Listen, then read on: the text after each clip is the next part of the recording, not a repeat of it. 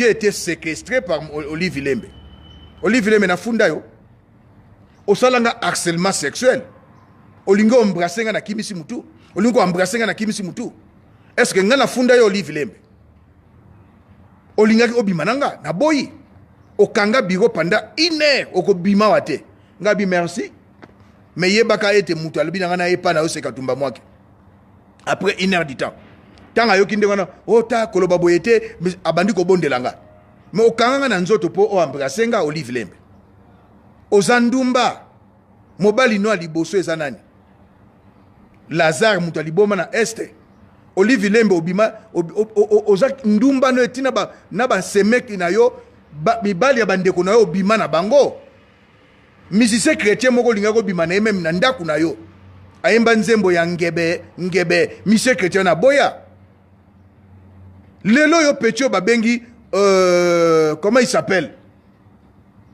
Nani Zach o babengi petio babengi nani? Oyo babengi nani directeur à cabinet na yo aventurier. Obali Amida Ndumba. Amida tanga sala pa petit na ngai Jibe Abimana bébé Ramazani. Akoma lelo Salomon. Amida Abima na Dida Sipembe. Azobima pena yo nani Kamere. Akeye pa ya Didi Kinwani. L'anniversaire à ba parents Didi Kinwani na 2009 ngana Kinshasa. Bovandi Didi Kinwani na Amida na Paris. Et pas ba parents na ye. Yo bengi après Didi Kinwani na gangeli yo. Liba le kufi. Mais lelo yo. Gisèle Nzinga. Moi si à Michel Moto azolela. Petit no a confiance Gisèle Nzinga. Oyebi di kambu Gisèle Nzinga azolela. Na yebisa yo. Te na yeko yebisa yo. Bozomo na neti bino bozo ba grand prêtre na Kisasa ba villageois moko ba ngoto bobo bosaka na batu. Gisèle Nzinga azolela. Moi c'est anani. Ya Michel Moto. Azolela nini? Yo ke ozui mwasi ya jibe. Obotolie obalie.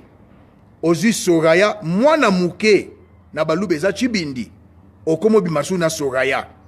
Osombelie mapangu. Ezaka terrain moko te. Oyebi ozoko saka oyebi Jamal te. Mais non, obimina Soraya. E pesi ndumba oyo ya Amida colère. Amida zolala na mbeto. Omoni mbeto na yo. Ndeko ozo na prison. Amida yaka na prison kotala na Michel Moto. Soki ba bimina Michel Moto. Michel Moto akomola na chambre na yo. Kamere. Michel Moto afazaka na chambre na yo. Bobala Bandumba. Denise Nyakeru. Lesbienne. Olive Lembe. Ndumba. Elle m'a séquestré. Est-ce que na fundi yo? Harcèlement sexuel. Okainga na kingo embrassenga Olive Lembe na boy. Okainga su 2-3 fois na boy.